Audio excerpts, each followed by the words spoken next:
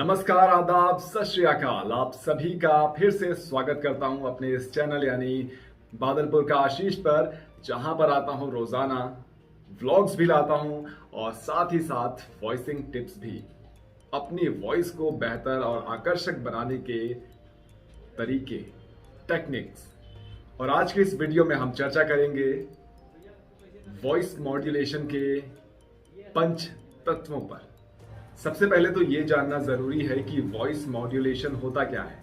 दोस्तों, जिस तरह से मैं आप लोगों से बातें कर रहा हूं, ये भी कहीं ना कहीं वॉइस मॉड्यूलेशन का ही उदाहरण है।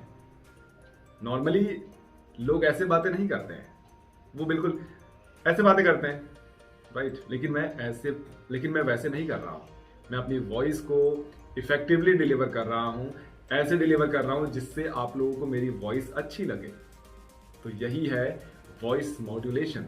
आप अपनी वॉइस को अलग अलग तरह से बदलते हो, कैरेक्टर के हिसाब से, या फिर अगर आप डबिंग कर रहे हो तो कैरेक्टर के हिसाब से, अगर आप वॉइस ओवर कर रहे हो तो जॉनर के हिसाब से आप अपनी वॉइस को चेंज करते हो, मॉड्यूलेट करते हो। उसे वॉइस मॉड्यूलेशन कहते हैं। और वॉइस मॉड्यूलेशन 5 अलग अलग तत्वों से मिलकर बना हुआ होता है। सबसे पहला पिच, दूसरा पॉज, तीसरा वॉल्यूम, चौथा टोन और पांचवा पेस। इन 5 चीजों से मिलकर वॉइस मॉड्यूलेशन बनता है। तो आज के इस वीडियो में हम लोग चर्चा करेंगे सबसे पहले तत्व यानी पिच के बारे में। पिच क्या होता है? आप अगर सिंगिंग से थोड़ी भी ताल्लुकात रखते हैं तो आपको पता होगा कि पिच क्या होता है। पिच का मतलब होता है आप अपनी वॉइस में कितना बेस ऐड कर रहे हो, कितना ट्रेबल ऐड कर रहे हो, ये पिच कहलाता है। जैसे अगर हम बात करें बच्चों की, तो बच्चों की वॉइस हाई पिच वाली होती है क्योंकि उनकी वॉइस में वॉल्यूम ज्यादा होता है और बेस कम होता है। आपने नोटिस किया होगा, लड़कियों की वॉइस, गर्ल्स की वॉइस हाई पिच वाली होती है। कुछ गर्ल्स की वॉइस थोड़ी लो पिच वाली भी होती है, लेकिन ज्यादातर लड़कों के मुकाबले लड़कियों की वॉइस का पिच हाई होता है। तो पिच 3 तरह के होते हैं वॉइसिंग में। सिंगिंग में तो बहुत तरह के होते हैं, लेकिन वॉइसिंग में मुख्य रूप से 3 तरह के होते हैं। सबसे पहला लो पिच, दूसरा मीडियम पिच और तीसरा हाई पिच। हम लोग लो पिच से शुरू करेंगे और हाई पिच तक जाएंगे और मैं आपको एग्जांपल्स देकर भी बताऊंगा कि किस तरह से ये वेरी करता है एक दूसरे से।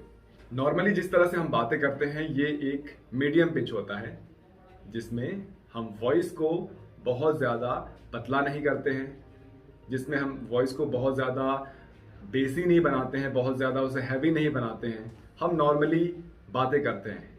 जैसे ये जो मेरी आवाज़ है ये मीडियम पिच है, लेकिन यही बातें अगर मैं लो पिच में करता हूँ तो वॉइस कुछ इस तरह से चेंज हो जाती है।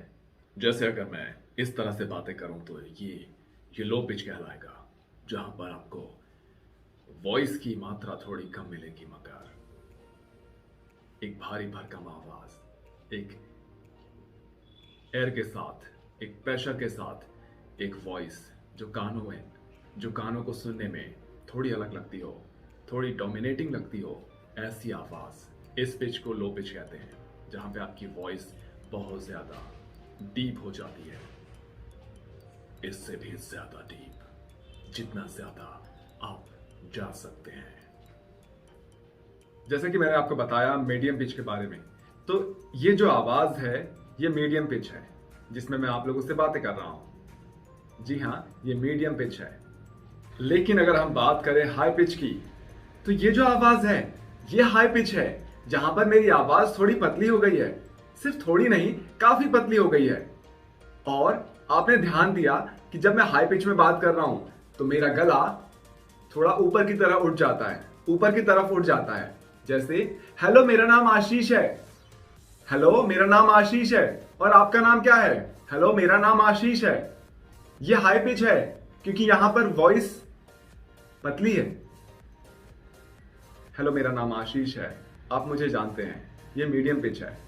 हेलो मेरा नाम आशीष है और आप मुझे जानते हैं, ये लो पिच है क्योंकि आवाज भारी भरकम और बेस के साथ आ रही है। देखिए यहां पर वॉल्यूम अलग है, पिच वॉल्यूम नहीं है। वॉल्यूम के बारे में हम अगले वीडियो में चर्चा करेंगे। ये पिच था। So pitch is completely different from volume.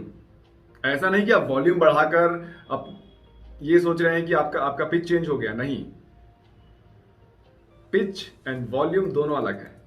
Pitch में आपकी वॉइस मोटी और पतली होती है, भारी और हल्की होती है, राइट। लेकिन वॉल्यूम में बस उसका वॉल्यूम बढ़ता है और घटता है। अगर हाई पिच है तो हाई पिच का वॉल्यूम भी कम हो सकता है और हाई पिच का वॉल्यूम लो भी हो सकता है। अगर लो पिच की बात करें हम, लो पिच का वॉल्यूम हाई भी हो सकता है, लो पिच का वॉल्यूम कम भी हो सकता है। तो वॉल्यूम और पिच में कंफ्यूज नहीं होना है, ये दोनों एक दूसरे से अलग है। तो आज की इस वीडियो में इतना ही। मुझे उम्मीद है कि आज की वीडियो आपको अच्छी लगी होगी और इस वीडियो से आपने जरूर कुछ ना कुछ नया सीखा होगा। क्या आपको पता था कि पिच क्या होता है और ये कैसे काम करता है? अगर हाँ तो कमेंट करके बताइए, अगर नहीं पता था तब भी कमेंट करके बताइए। अगर वीडियो अच्छी लगी हो तो चैनल को सब्सक्राइब कर दीजिए, साथ में वो बेल आइकन दबा दीजिएगा ताकि सारे वीडियो के नोटिफिकेशंस आपको मिले सबसे पहले। मिलते हैं बहुत जल्द एक नए वीडियो के साथ। सी यू देयर, बाय बाय।